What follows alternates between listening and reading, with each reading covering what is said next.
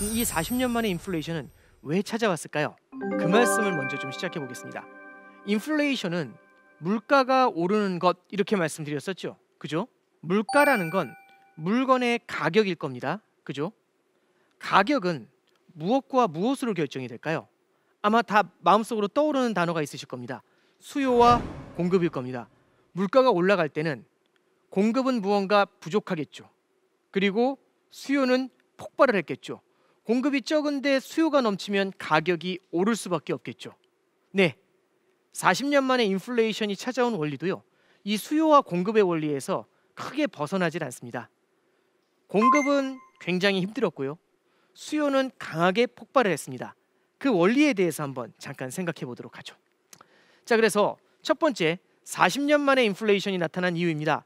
공급 충격이라는 단어로 한번 해석을 해보겠습니다. 지금 보시면 공급 사이드에서 문제가 발생했다라고 할 때 가장 많이 얘기하시는 게 지난해에 에너지 가격이 어마어마하게 올랐습니다. 우리가 주유소에서 기름을 넣을 때 보면은 기름값이 굉장히 많이 올랐었거든요.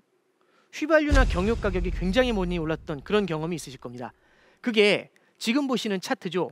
이 국제유가에 추이하고 크게 벗어나 있질 않습니다. 잠깐 말씀을 드리면 국제유가가 지난해 2월 24일 날 러시아와 우크라이나 전쟁 이후에 큰 폭으로 상승했었던 경험이 있습니다. 러시아는요, 세계 1, 2위를 다투는 산유국입니다. 그리고 이런 러시아의 원유는요, 우크라이나를 지나는 송유관을 통해서 유럽 전 지역에 공급을 하게 되죠. 그럼 유럽은 원유라든지 천연가스 같은 에너지에 대해서는요, 대부분 다 러시아에 대해 강한 의존을 보이고 있었습니다.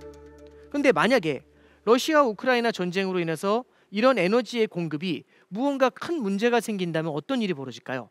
유럽은 당연히 별도로 원유라든지 에너지를 구해야 되는 문제에 봉착을 할 겁니다. 그러면 에너지를 구할 수가 없다면 다른 데서 구해와야 되잖아요. 그럼 다른 쪽에서 이미 쓰던 에너지를 유럽까지 같이 수요로 땡기면 어떨까요? 원유의 공급은 적은데 여기에 대한 수요가 유럽까지 가해지면서 더 커지니 유가가 올라갈 수밖에 없었겠죠. 자, 하나 더 있습니다. 에너지 가격이 굉장히 많이 오릅니다. 그리고 앞으로도 에너지를 구하기 힘들 것 같은 느낌이 들어요. 이게 참 독특한 게 이런 게 있는 것 같습니다. 공급이 어려워지잖아요. 그러면 수요가 더 강해집니다. 다시요. 그러니까 앞으로 이걸 구하기 힘들 거라는 생각을 하게 되면 수요 사이드에선 더 많이 쟁여놓고 싶은 생각이 들죠. 마스크 혹시 기억나세요? 마스크 사려고 줄 서셨던 거 기억나시죠? 그때 줄 서셨던 분들 집에 대개 아마 마스크가 몇 개씩은 있었을 겁니다. 그런데 마스크를 사려고 그 오랜 줄을 서서 2시간씩 줄을 서서 마스크 2개, 4개씩 사곤 했었죠. 왜 그랬을까요? 당장 쓸 수 있는 마스크는 있지만 앞으로 더 이상 마스크를 구할 수 없다라는 생각에 구할 수 있는 지금 최대한 구해놓자라는 생각이 작용을 했겠죠. 공급이 어렵잖아요. 미리 더 많이 쟁여두고 싶은 그런 심리가 생겨납니다. 그런 걸 예비적인 수요라고 하죠. 러시아 우크라이나 전쟁이 장기화될 것 같습니다. 그럼 더 많은 원유나 천연가스를 쟁여두고 싶지 않을까요?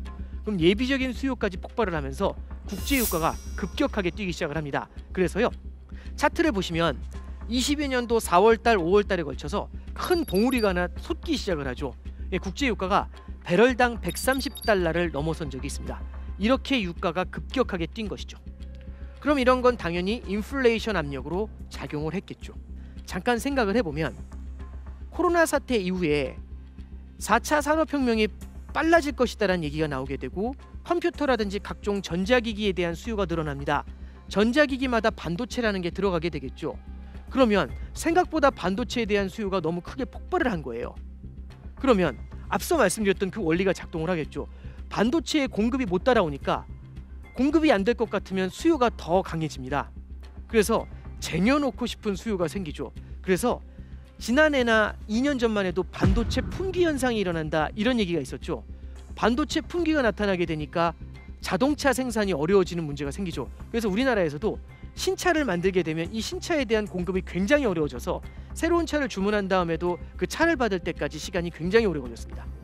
그럼 새로운 차가 공급이 안 되면 어떨까요? 중고차 시장으로 돈이 몰려가게 되지 않을까요? 그럼 중고차 가격이 천장부지로 뛰어오릅니다. 미국의 소비자 물가지수가 많이 올랐다는 말씀드렸죠. 그 소비자 물가지수를 구성하는 요인 중에요, 이 중고차 가격이 들어갑니다. 굉장히 빠르게 뛰고 있는 모습 보이시나요? 네, 그래서요. 공급 사이드의 불안감, 불안한 공급이 무엇을 만들었다? 네, 40년 만에 인플레이션을 깨운 요인 중에 하나다. 이렇게 설명해 드릴 수 있을 겁니다. 자, 두 번째 이유를 말씀드리겠습니다. 가격이 올랐습니다. 가격이 오르는 건 공급이 부족한 데다가 엔드 조건으로 수요가 폭발했을 때 나타나게 되겠죠. 수요의 충격이다라는 얘기가 나옵니다. 이걸 잠깐 보시죠. 자, 이 차트는요. 미국의 개인 소비 지출 추이라는 게 나옵니다. 이 차트를 보시기 전에 제가 사전 설명을 조금 좀 해드려야 될 것 같아요. 이 코로나 사태라는 게 20년도 3월에 터졌지 않습니까? 그게 어떤 의미를 갖고 있는지 잠깐 한번 생각해 보는 거죠. 코로나 사태가 딱 터집니다. 그 이전에 글로벌 경제가 굉장히 그래도 탄탄한 성장을 이어가려고 했었거든요. 근데 탄탄한 성장을 이어가기 위해선 무언가 윤활유가 필요합니다. 그래서 빚을 내서 성장을 하기 시작을 했죠. 그래서 글로벌 전체적으로 전 국가가 빚이 조금씩 많이 쌓이기 시작을 합니다. 자, 빚이 많은 상태죠. 자, 코로나 사태가 딱 터졌죠. 불황이 닥쳐도 우리가 불황이 닥쳤을 때 경제 활동을 멈추면 괜찮죠. 근데 문제가 하나 있습니다. 빚이 있는 상태에서 경제 활동을 멈추면 어떤 일이 벌어질까요? 이자를 내지 못하니까 파산을 하는 문제가 생기죠. 빚이 없으면 그런 불황이 찾아와도 견딜 수 있습니다.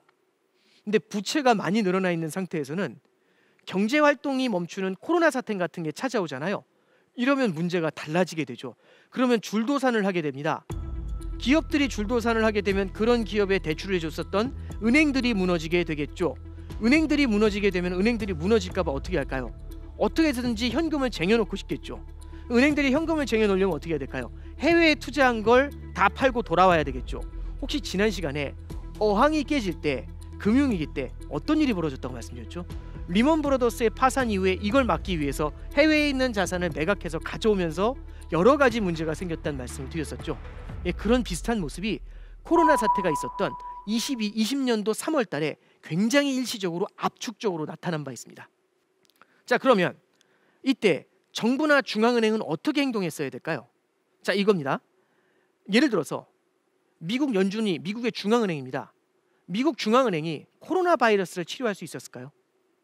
그쪽은 의사가 아니죠. 그걸 치료할 방법은 없습니다. 그럼 손 놓고 있느냐? 그건 아니죠. 문제는 두 개로 나눌 수 있습니다. 하나는 코로나 바이러스 때문에 경제가 멈추는 현상, 요걸 어떻게 제어할 것인가.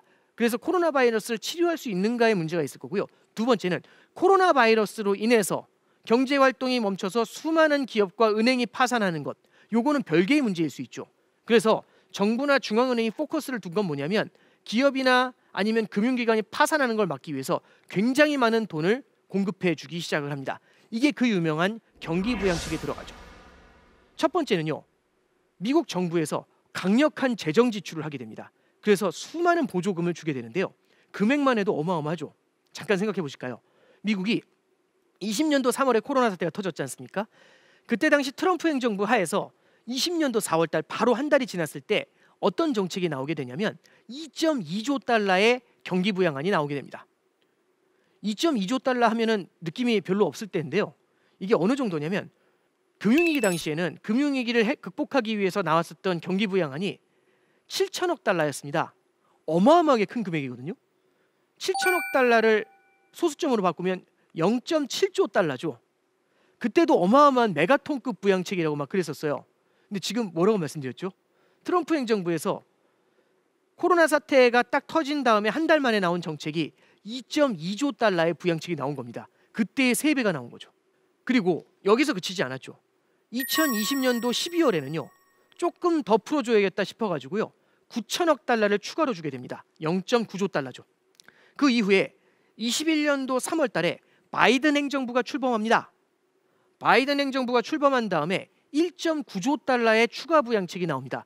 이 정도까지 들으시면 몇 조 달러라는 게 되게 약해 보인다는 느낌이 생기죠. 이렇게 많은 부양책을 썼는데 더해볼까요? 2.2조에다가 0.9조를 더하면 3.1인가요? 거기에 1.9조를 더하면 5조 달러만큼 부양책을 쓴 겁니다. 어마어마하죠. 5조 달러만큼 재정 부양을 해준 건데요. 이렇게 뿌려진 돈이 여러 가지 방식으로 부양을 할 수 있는데 부양책의 방법도 되게 중요합니다. 금액도 컸을 뿐만 아니라 방법도 되게 직설적이었는데요. 한번 보시죠. 일반적인 경기부양책은요. 인프라 투자 같은 것들을 해가지고 일자리를 만들어줍니다. 일자리를 만들어주면은 실업자들이 고용이 되는 거죠. 채용이 돼서 일을 하게 됩니다. 그러면서 월급을 받아서 소비를 하게 되죠. 보통 부양책이 이렇게 초점을 맞춰요. 그런데 코로나 사태 때는 어떻죠? 인프라 투자해서 일자리 만들어봤자 일을 할 수가 없지 않습니까? 그래서 그때는요, 사람들한테 이 큰 금액 중에서 일부를 현금으로 주기 시작을 합니다. 그럼 현금으로 보내주기 시작을 하면 현금이 사람들의 주머니에 꽂히기 시작을 하죠. 지갑에 딱딱 꽂힐 겁니다. 그러면 지갑에 꽂히게 되면 어떨까요? 주머니에 돈이 딱 들어오는 순간 그 돈을 잡아서 밖으로 뺀 다음에 쓰기 시작하면 돈을 받은 바로 그 순간부터 수요가 생겨나기 시작을 하죠. 다시 정리합니다. 일자리를 만들어서 월급을 받아서 소비를 하게 하는 부양책과 직접 캐시를 밀어줘가지고 바로 다음 날부터 소비를 하게 만드는 부양책, 어느 게 소비를 더 강하게 부양할까요? 당연히 후자일 겁니다. 그 부양책을요, 앞서 말씀드렸던 5조 달러 중에서 상당 부분을 그런 부양책으로 가져가게 되죠. 그럼 사람들의 수요가 어떻게 됐을까요? 어마어마하게 폭발했을 겁니다. 근데 보통 이렇게 정부가 돈을 많이 주잖아요. 정부가 돈을 줄 때는요, 국세, 세금을 걷어서 주거나 아니면 국채를 발행해서 줍니다. 국채를 발행한다는 얘기는 정부가 돈을 빌려오는 거잖아요. 일반적으로 이렇게 많은 돈을 빌려와 가지고 돈을 주는 거지 않습니까? 그럼 많이 빌리는 과정에서 시중에 있는 돈을 정부가 다 빨아들입니다. 그럼 시중에 돈이 모자라게 되겠죠. 그죠? 그럼 돈이 모자라게 되면 금리를 돈의 값이라고 합니다. 돈의 공급이 줄어들면 돈의 값인 금리가 올라가겠죠. 정부가 돈을 다 빨아들이니까 돈이 모자라서 더 높은 이자를 부르지 않으면 돈을 구할 수가 없는 거죠. 그래서 일반적으로는 정부가 이렇게 과감한 부양책을 쓰면 실물 경제에 돈이 오히려 모자라지면서 금리가 뛰는 부작용이 생기곤 해요. 근데 이걸 막기 위해서 중앙은행이 동원이 되죠. 그래서 미국의 중앙은행인 연준이 무엇을 하게 되냐면 양적 완화라는 걸 합니다. 그래서 양적 완화라는 걸 하면서 5조 달러 가까운 돈을 공급을 하게 되죠. 그러면 돈이 모자랐는데, 빨아들여서 돈이 모자랐는데 여기에 돈이 공급이 됩니다. 그래서 금리도 안정이 돼 있었죠. 금리가 낮고 사람들의 소득이 늘어나게 됩니다. 보조금 때문에. 그럼 어떻게 될까요? 소비가 팽창을 하기 시작을 하겠죠. 금리도 낮습니다. 그럼 빚을 내 가지고 투자하는 사람도 많겠죠. 그래서 투자 자산의 가치가 막 올라갑니다. 주가도 오르고 부동산 가격도 뜁니다. 그럼 어떤 일이 벌어질까요? 그러니까 소득도 생겼는데 부동산 가격도 뛰고 주가도 뛰면 기분이 좋아질 거지 않습니까? 그럼 소비가 더 많이 폭발적으로 늘어나게 되겠죠. 얼마나 늘어나는지 한번 보실까요? 그 그래프가 미국의 개인 소비 지출이라는 이 그래프가 나타나 있습니다. 이 그래프는요, 2023년 이후에 미국의 개인 소비 지출 추이를 그린 그래프입니다. 꾸준히 안정적으로 늘어납니다. 그래프 기울기로 보면 Y꼴 한 0.5x 정도의 그래프 기울기로 쭉 꾸준히 늘어나고 있죠. 그죠? 근데 한순간 움푹 확 뭐가 들어갑니다. 그게 뭘까요? 그게 코로나입니다. 코로나 사태 때 이 소비가 팍 위축이 돼버린 거죠. 무언가 V자로 확 들어가죠. 근데 문제는 뭐냐면 딱 찍혀서 내려갔을 때 맨 밑바닥에서 어마어마한 부양책이 나오기 시작한 거죠. 이렇게 부양책이 나오니까 어떤 일이 벌어질까요? 딱 밑으로 주저앉던 걸 위로 잡아가지고 위로 획 던지는 느낌이 나지 않나요? 던질 때 보면은 거의 기울기가 Y꼴 한 2x 정도로 던지고 있지 않나요? 그러면서 어마어마한 속도로 소비가 팽창을 하기 시작을 합니다. 소비가 엄청나게 늘었죠. 만약에 2013년부터 그 파란 선을 쭉 따라가 본다면 코로나가 없었다면 어느 정도 소비를 했을까라는 그림이 그려질 겁니다. 한번 쭉 마음속으로 한번 빨간 선을 긋고서 한번 따라가 보시죠. 그러면 쭉 따라가 보면 Y꼴 0.5x로 계속 그려나가잖아요. 끝쪽에 닿는 점이 있을 겁니다. 그 점보다 아마 파란색 점의 끝쪽 있죠. 그게 훨씬 더 높죠. 코로나 사태 이후에 어떻게 보면은 굉장히 강력한 부양책 때문에 소비가 원래 코로나 사태가 없었을 때를 가정했을 때보다 훨씬 더 크게 소비가 늘었다는 얘기죠. 이해가 되시나요? 그러면 공급이 어렵습니다. 근데 소비가 폭발을 했죠. 그럼 공급은 줄었는데 소비가 늘어나게 되면 어떤 일이 벌어질까요? 네, 물가가 급격하게 올라가는 그런 문제가 생겨나는 겁니다. 그러면 공급이 없고 수요가 폭발했습니다. 그래서 물가가 올랐죠. 물가가 올라갈 때 이렇게 올라가는 물가를 조절해주기 위해서 누군가 존재합니다. 그래서 인플레이션의 파수꾼, 물가 잡는 사람들이라는 의미로 중앙은행인 미국 연준이 존재합니다. 근데 이 연준이 굉장히 방만하게 대응을 하게 됩니다. 왜 그랬을까요? 지금 보시는 그래프는요, 조금 복잡해 보이긴 합니다만 1990년도부터 최근까지의 미국의 소비자 물가지수와 미국의 기준금리를 그려놓은 그래프입니다.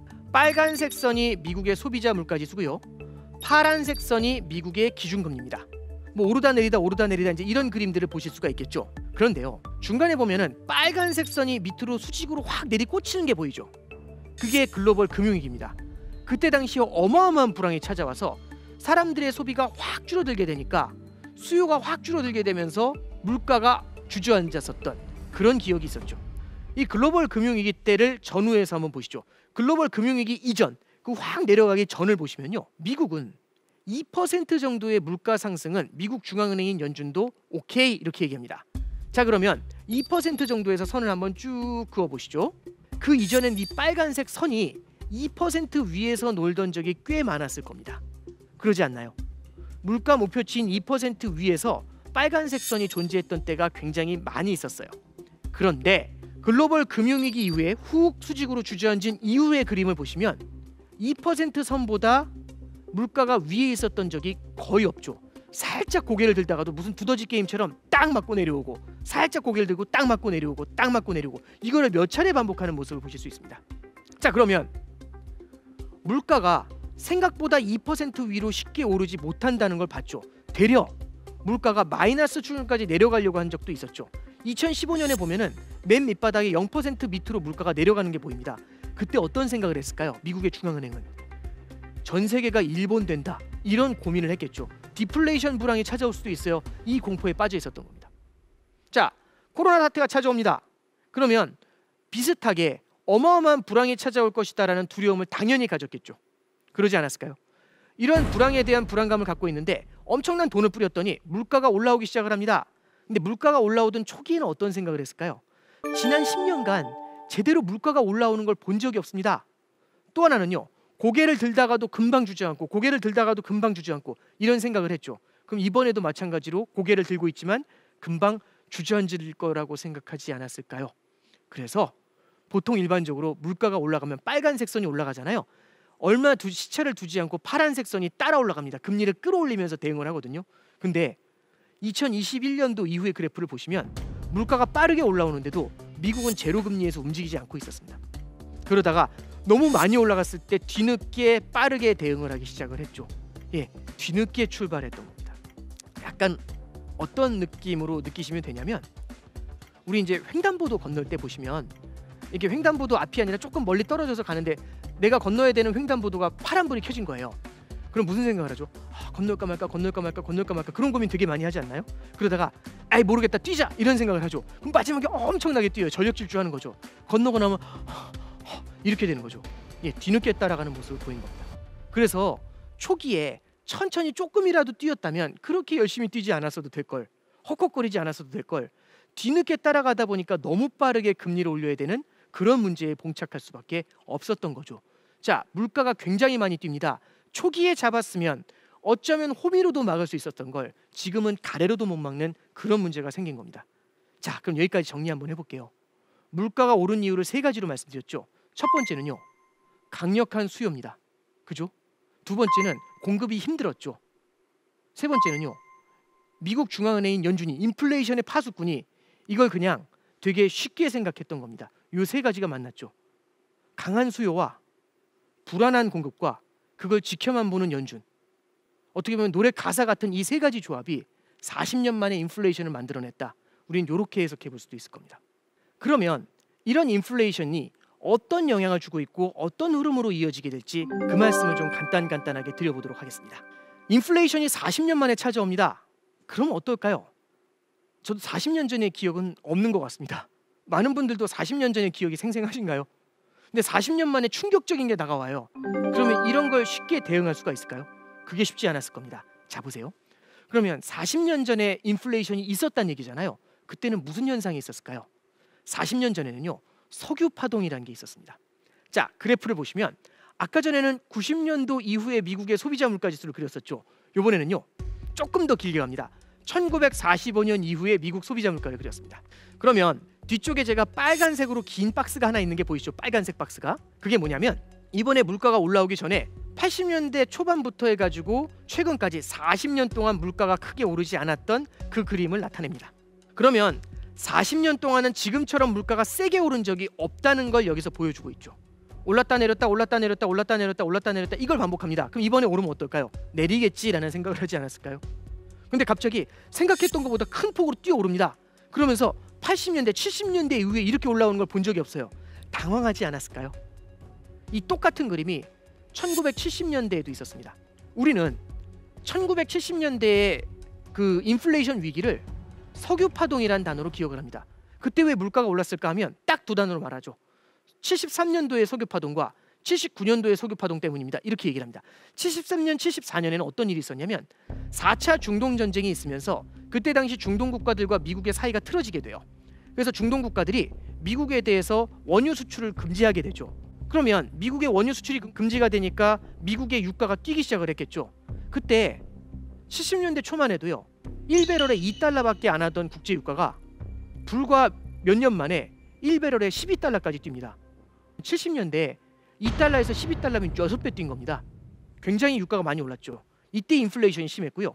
두 번째는요. 1979년에 이란의 호메이니 혁명이라는 게 있었죠. 그때 당시에도 굉장히 중동 정세가 불안하면서 국제 유가가 빠르게 뛰었던 바 있습니다. 그때 국제 유가가 배럴당 40달러를 처음으로 넘게 되죠. 그러면 70년대 내내 유가가 굉장히 많이 올랐지 않습니까? 이렇게 되면서 유가가 많이 오르면서 70년대를 우리는 석유 파동의 시대라고 기억을 합니다. 그런데요. 그래프를 잠깐 보시면 74년도, 79년도 이전에도 이미 물가가 올라오고 있는 걸 보실 수가 있어요. 이렇게 말씀드렸던 중동 지역의 분쟁 때문에 유가가 오른 건 분명히 있지만 이게 전체를 설명하는 게 아니거든요. 그럼 무엇이 있었을까요? 잠깐 그 앞의 역사를 보면 제가 작은 박스를 하나 쳤죠. 50년대 초반부터 60년대 후반까지 20년 동안의 차트입니다. 그때 보시면 물가가 별로 안 오르죠. 20년 동안 대안정기를 거쳤던 겁니다. 그때 물가가 많이 안 올랐어요. 그 앞에 산처럼 쌓인 걸 보시면 첫 번째 45년도의 산은 세계 2차 대전이 끝나면서 군인들이 미국으로 복귀하죠. 그러면서 받은 보상금으로 소비를 하면서 수요가 폭발적으로 늘어납니다.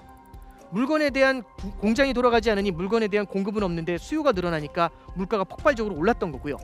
공장이 돌아가면서 물가가 안정이 됐죠. 두 번째는 1950년대 초반에 물가가 한번 뛰죠. 그때 무슨 일이 있었을까요?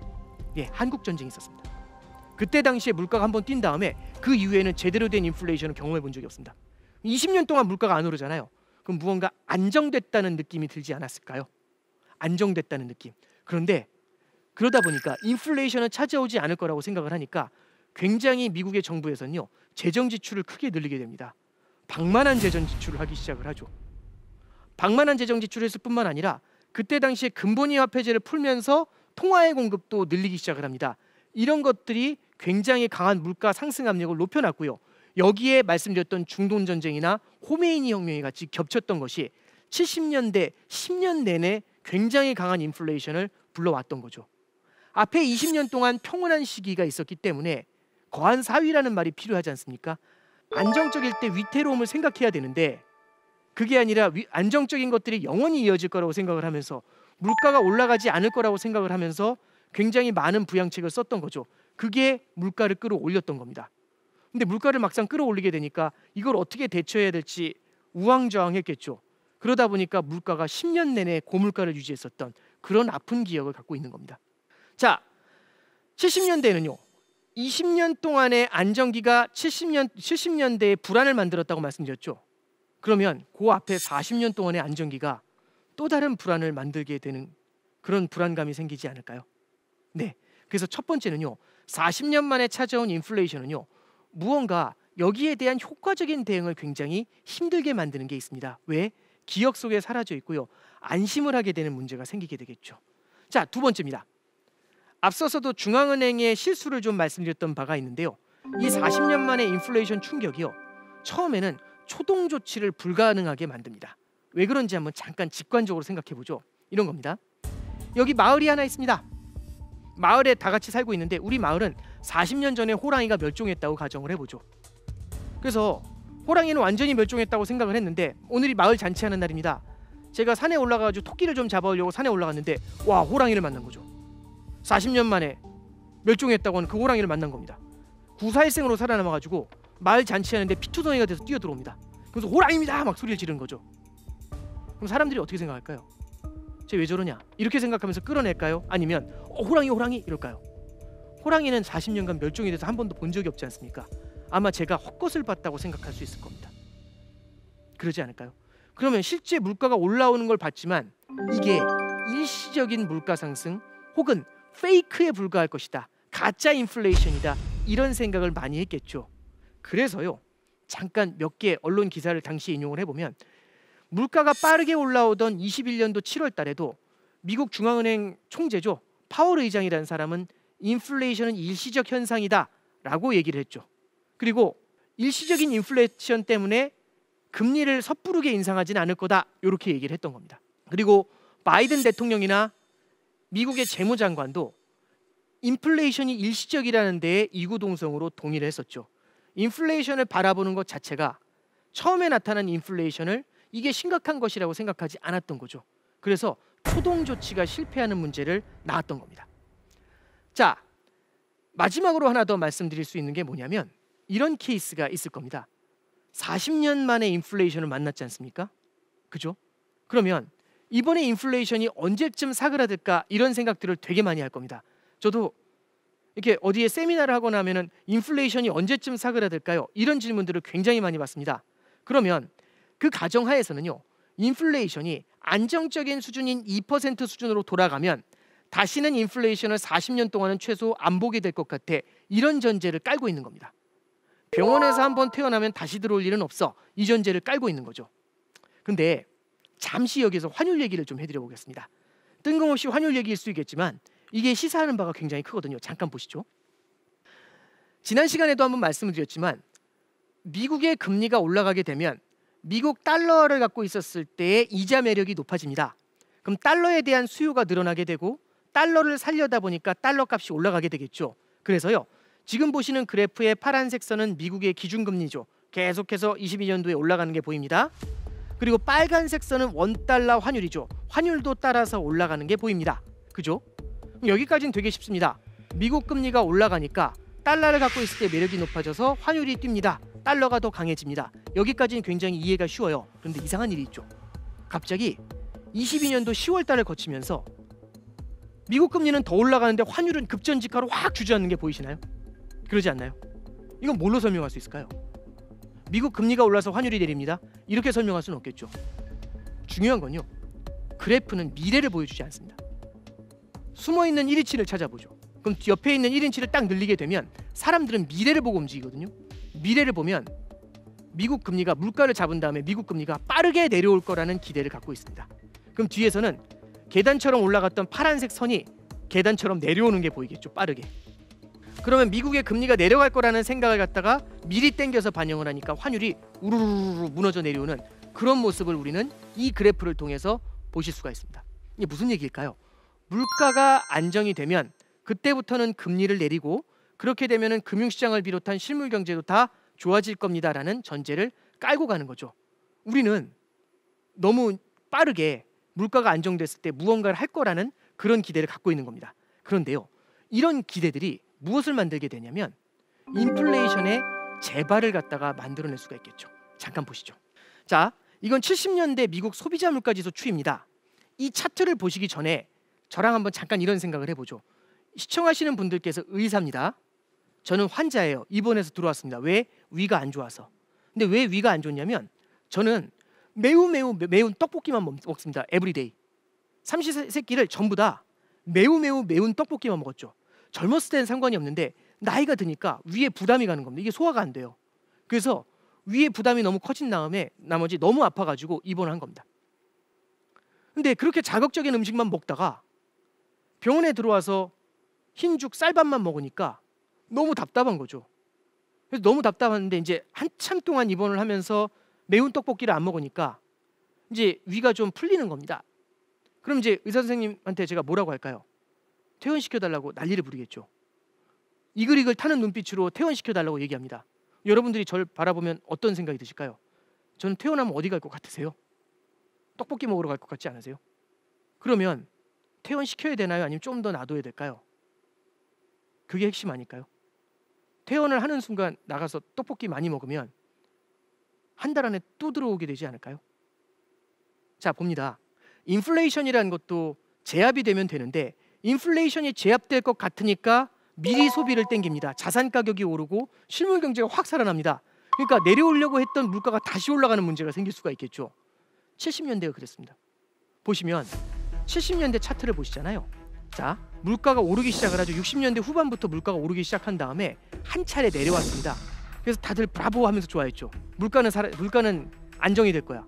근데 두 번째 봉우리가 우뚝 솟기 시작을 하죠. 그죠? 이때 미국에서도 금리를 올리면서 이걸 잡기 위해서 노력을 했습니다. 그랬더니 물가가 꺾이면서 내려오기 시작을 하죠. 그 물가가 빠르게 내려올 때 기분이 어땠을까요? 브라보 이랬겠죠. 근데 이후에 다시 방만하게 행동을 하니까 물가가 다시 하늘로 치솟기 시작을 하죠. 그래서 70년대 후반부에는 앞서 말씀드렸던 호메이니 혁명과 겹치면서 물가가 그전보다 더 높아진 겁니다.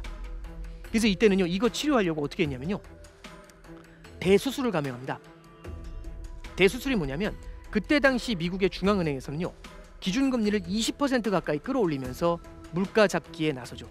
물가 사냥에 나서면서 물가가 확 뒤에서 주저앉는 모습을 보실 수 있습니다. 이 그래프를 입원하는 환자로 비교하면 입원했다 퇴원했죠. 다시 입원했다 퇴원했죠. 그런 다음에 또 들어와가지고 수술하고 끝낸 겁니다. 저는 무슨 말씀을 드리고 싶냐면, 우리는 지금 물가가 2%로 내려오면 모든 게 끝, 앞으로 다시는 인플레이션을 못 만나, 이 생각을 하실 수 있잖아요. 근데 그게 아닐 수 있다는 얘기죠. 이게 우리가 두려워해야 되는 부분 중에 하나가 아닌가, 그렇게 생각을 합니다. 자, 조금만 더 이어가 보겠습니다. 그래서 80년대 당시에 초에는요, 이 물가를 잡기 위해서 대수술을 감행하는데 물가가 빠르게 내려왔죠. 그 수술의 핵심은요, 금리를 20%까지 올리면서 실물 경제를 박살을 내버립니다. 실물 경제가 무너지게 되니까 수요가 줄어들게 되죠. 그랬더니 하늘에 떠있던 물가가 빠르게 주저앉기 시작을 합니다. 지금 이 차트는 미국의 실업률 추이를 나타내는 건데 70년대 말에서 80년대까지 빠르게 치솟는 게 보이시나요?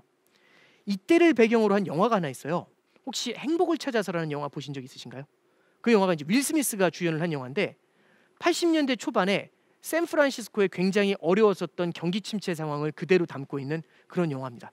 그 영화 보다 보면은 되게 참 비참하다라는 생각이 들거든요. 미국 경제도 그런 어려움을 겪은 다음에야 인플레이션을 제압을 할 수가 있었죠.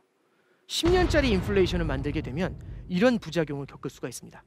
자, 그러면 지금까지 인플레이션이 40년 만에 찾아온 인플레이션이 어떤 형태로 나타나게 될지에 대한 말씀을 드렸는데, 얘네들이 그러면 어떻게 흘러가게 될지도 한번 세 가지 관점에서 생각해 보죠. 세 가지 시나리오라고 했지만 대단한 거 아닙니다. 지금 보시면 20년도 초반부터 2020년도 초반부터 최근까지의 미국 소비자 물가지수 추이를 갖다가 그려놓은 차트입니다. 미국 물가가 21년도 3월 달부터 기준선인 2% 위로 올라오는 게 보이시죠? 그런 다음에 지난해 6월 달에 9.1%로 정점을 찍은 다음에 빠르게 내려오고 있습니다. 이게 5%까지 내려왔거든요. 자, 여기서 이제 볼 수 있는 세 가지는요, 하나는 지금처럼 빠른 속도로 주저앉는 겁니다. 더 빠른 속도로. 이게 베스트 시나리오죠. 제일 좋은 겁니다. 근데 두 번째는 다시 치솟는 겁니다. 그죠? 세 번째는 떨어지긴 떨어지는데 지지부진하게 내려오는 케이스가 될 수 있죠. 지금 공급망의 문제가 풀리고 금리가 많이 오르면서 미국 경기가 둔화될 거란 얘기가 많이 나옵니다. 그러다 보면 당연히 물가가 더 치솟을 가능성은 그렇게 높진 않겠죠. 그런데 물가가 빠르게 내려올 수는 있지만 물가가 내려올 거라고 생각을 하고 실물 경기가 너무 좋아지는, 뜨거워지는 모습을 다시금 보여주게 되면 물가가 내려오는 속도가 되게 느릴 수가 있습니다. 뭐 느리게 내려오면 어때? 물가가 안정되면 되는 거 아니야? 느리게 가도 결국엔 서울만 가면 되는 거지. 이렇게 생각할 수 있습니다. 그런데요, 잠깐 보시죠. 이게 뭐가 문제냐면 인플레이션을 너무 오랫동안 앓으면 이 인플레이션이 고질병이 될 수가 있다는 겁니다. 잠깐 생각해 보죠. 홍길동이라는 사람이 있습니다. 그 홍길동이 2년 동안 기침을 한다고 가정해 보죠. 2년 동안 기침을 계속합니다. 그럼 느낌이 어떠세요? 이건 고질병 같은 느낌 혹시 들지 않으세요? 고질병이라는 건 한 번 걸리면 치료하기가 굉장히 어렵고요, 언제든지 재발을 할 수 있습니다. 고질병을 달고 사는 거죠. 조금만 무리하면 언제든지 재발을 할 수 있죠. 완치라는 게 없는 거죠. 그러지 않을까요? 그러면 이 기침을 인플레이션으로 바꿔보겠습니다. 인플레이션을 너무 오랫동안 겪으면 사람들은 인플레이션이 너무나 자연스러울 것이라는 기대 인플레이션이라는 게 생겨납니다. 인플레이션은 당연한 거야. 물가는 원래 오르는 거야. 물가가 올라갈 것 같으니까 미리 물건을 삽니다. 그러면 인플레이션이 꽤 오랫동안 길어질 수가 있겠죠. 그러면 인플레이션을 오래 앓는다? 한번 생각해 보죠. 지금 보시는 차트에서 보시면 21년도 3월 달에 2% 물가를 넘은 이후에 계속해서 그 위에서 놀고 있죠. 지금이 23년도 4월입니다. 21년도 3월부터 23년도 4월이면 이미 2년 동안 2% 위에서 움직인 겁니다. 벌써 2년 이상 인플레이션이라는 감기를 앓은 거죠. 그럼 이미 고질병이 됐느냐? 그건 모르겠습니다. 근데 한 가지 확실한 건 있죠. 시간이 가면 갈수록 고질병이 될 확률이 높아지죠. 고질병이 된다는 얘기는 언제든지 인플레이션이 다시금 재발할 수 있다는 겁니다. 조금이라도 무리를 하면. 그럼 빠르게 인플레이션을 잡아야 될 것 같다는 생각이 들지 않을까요? 지금 말씀드리는 것처럼 인플레이션이 이렇게 고착화가 되면은 굉장히 많은 어려움을 줍니다. 왜냐? 자, 보시죠. 인플레이션이라는 건 화폐 가치가 물가가 오르는 것도 되지만 화폐 가치가 하락하는 것도 됩니다. 화폐 가치가 하락할 거라는 두려움이 큰 상태에서 금리를 내리거나 돈의 공급을 늘리면 어떻게 될까요? 화폐 가치가 너도나도 떨어질 것 같은데 거기다 대고 돈의 공급을 늘리면 화폐 가치가 빠르게 하락하면서 하이퍼 인플레이션이 나타날 수 있죠. 물가가 팍 튀어 올라가는 문제가 생길 수가 있습니다. 언제든지 병원으로 다시 갈 수 있다는 얘기죠. 그럼 어떻게 해야 될까요?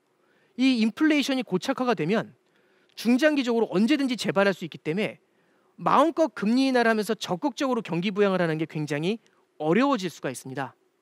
그런데 지금으로부터 10년, 지금으로부터 20년 한번 생각해 보죠. 글쎄요, 글로벌 경제나 우리나라 경제에 충격이 한 번도 없을까요? 무언가 불황이 나타날 수도 있겠죠. 그럼 그때마다 금리를 낮추고 정부에선 재정 지원을 해주면서 경기 부양을 받쳐줄 수 있습니다. 그런데 인플레이션이 고질병이 되면 이런 걸 받쳐주려고 할 때마다 물가가 탁탁 뛰어 올라갈 수 있죠. 그럼 제대로 된 경기 부양이 가능할까요? 쉽진 않을 겁니다. 그래서 지속 가능한 성장을 만들기 위해서는요, 인플레이션을 갖다가 이 인플레이션이 절대로 고질병이 돼서는 안 됩니다. 그래서 인플레이션을 발본색원하고 가야겠죠. 자, 그래서 미국의 중앙은행 총재인 제롬 파월은 이렇게 얘기합니다. 다들 그 얘기를 하죠. 왜 이렇게 금리를 빠르게 올립니까? 이렇게 금리 빠르게 올리면 너무 실물 경기가 안 좋아질 겁니다. 이런 질문에 대해서 이렇게 얘기하는 거죠. 이렇게 얘기합니다. 더 높은 금리, 보다 느린 성장, 그리고 약해진 노동시장은 인플레이션을 낮출 겁니다. 수요가 줄어들면서, 그죠?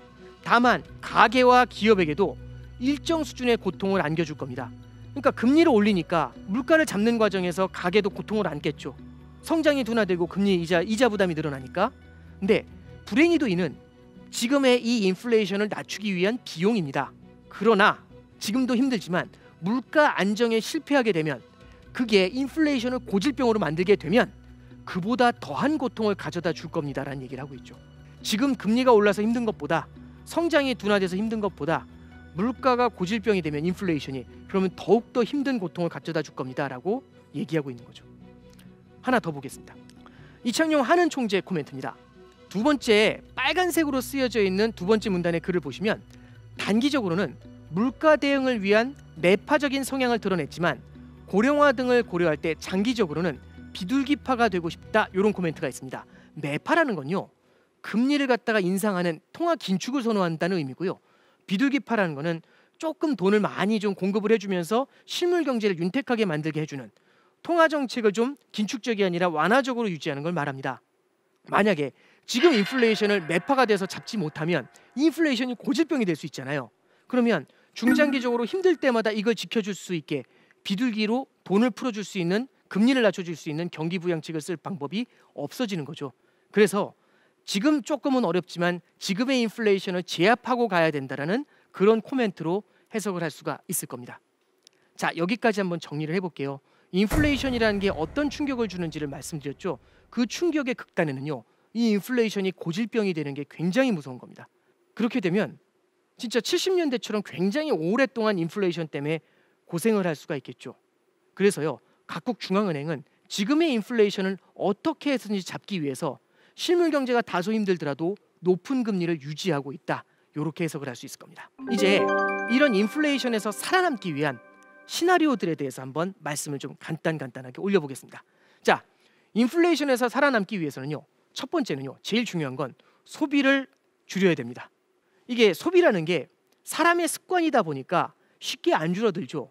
그러면 예전에는 10개씩 사던 걸 지금은 똑같이 10개를 사면 단위당, 하나당 가격이 다 올랐기 때문에 기하급수적으로 비용 지출이 늘어나게 되겠죠.